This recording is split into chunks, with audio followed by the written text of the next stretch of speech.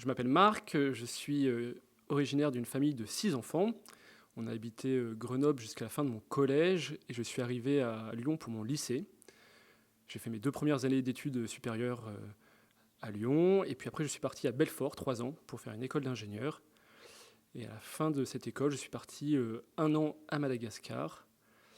Et c'est au cours de cette année que j'ai décidé de rentrer au séminaire à la fin de cette année.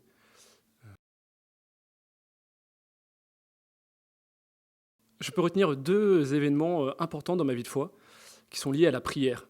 Le premier événement, c'est à mon lycée, j'ai commencé à préparer ma confirmation et on nous a demandé de prier un Je vous salue Marie par soir.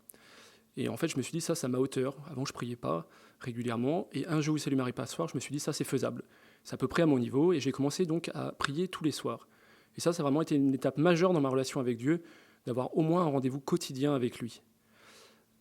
Et après, il y a eu un deuxième événement, c'est la retraite 3 jours pour apprendre à prier, où j'ai découvert la Bible, j'ai aussi découvert la prière silencieuse, et surtout que dans la prière, c'était pas d'abord moi qui devais parler à Dieu, mais surtout que j'avais à écouter ce qu'il voulait me dire, et qu'il avait des choses concrètes à me dire.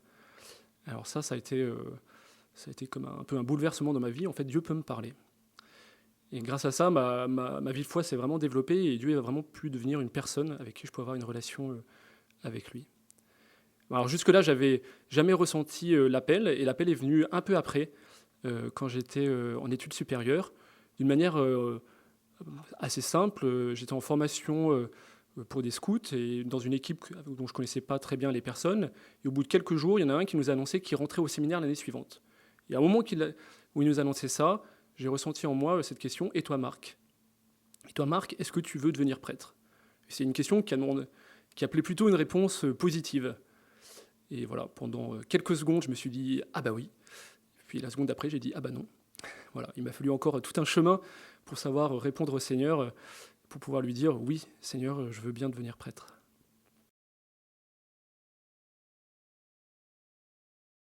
Après mon année de propédeutique, je suis rentré au séminaire.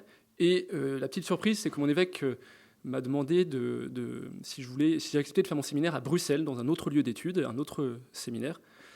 Et donc j'ai été envoyé là-bas où j'ai passé 5 ans, c'est-à-dire la plus large partie de ma formation pour devenir prêtre. Et ça a été 5 très belles années.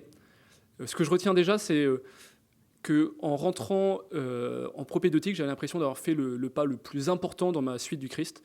Et en fait, je me suis aperçu au séminaire qu'en fait, ce pas-là, c'était presque qu'un petit pas, et que chaque année, j'avais l'impression de devoir faire des pas encore plus grands pour me mettre à la suite du Christ, pour aimer concrètement, pour me convertir, etc.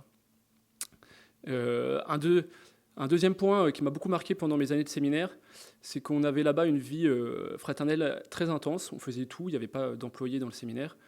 Et c'est allé vraiment beau, pas toujours facile, mais qui m'a vraiment fait grandir humainement. En fait, j'ai l'impression que beaucoup de choses dans lesquelles j'ai grandi, c'est en fait en voyant mes frères faire et en les recopiant d'une certaine manière, en voyant comment tout le bien qu'ils faisaient autour d'eux.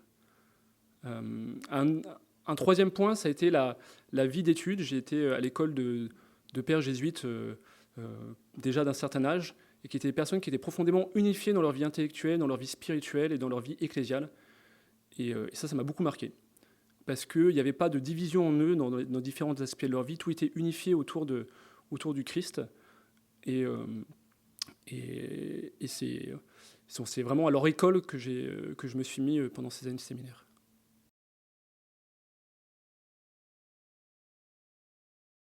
Comment je vois ma mission de prêtre pour le futur? Et en tout cas, ce que je souhaite tendre, c'est que tout ce que je fasse, toute ma mission, toute ma vie puisse renvoyer au Christ. Un peu comme Jean-Baptiste qui montre Jésus en disant voici l'agneau de Dieu. En tout cas, moi, c'est ça que je souhaite pouvoir faire dans ma vie. C'est renvoyer au Christ, être transparent à lui pour que les gens, je puisse servir la relation du Christ avec toutes les personnes auxquelles je serai envoyé. Alors pour ça demande que toute ma vie, que je cultive cette amitié avec le Christ déjà pour moi. Et puis une grâce que je demande tout particulièrement avant cette ordination, qui m'habite en tout cas actuellement, c'est la grâce de la fidélité. Jésus demande quel est le serviteur fidèle à qui il peut confier sa mission. Et donc c'est ça que je lui demande avant de recevoir la grâce de l'ordination. Et pour ça, en fait, je le prie et j'espère que aussi vous pouvez prier pour nous, pour Luc et pour moi.